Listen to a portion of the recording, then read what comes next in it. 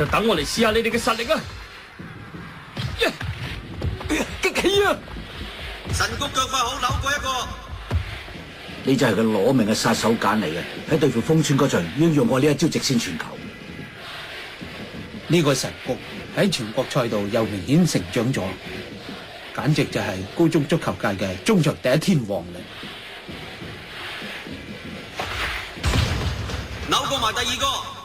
左手木進燕谷上去，快啲搶我嘅波，唔好俾佢推進啊！嚟啦，即管嚟啦！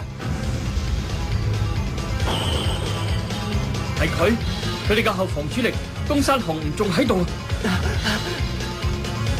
嚟啦，埋嚟啦！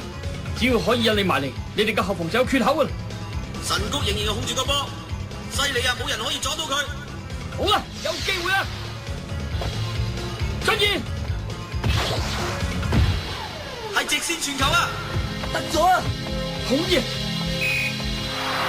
越位！廖華啊，越咗位，嚴重越位，神谷啲球直線咁靚都冇用啊！掛穿跌咗落越位陷阱。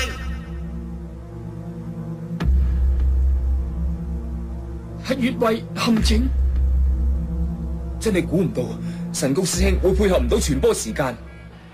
掛穿係白白錯失一個黃金機會嘅。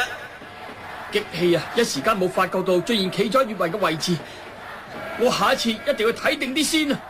神谷嘅致命直線竟然冇咗效力啊！呢啲係全山雙頭龍真正嘅實力。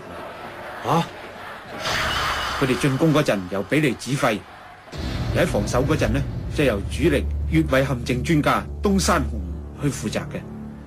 佢係高中足球界之中最佳嘅後衛嚟。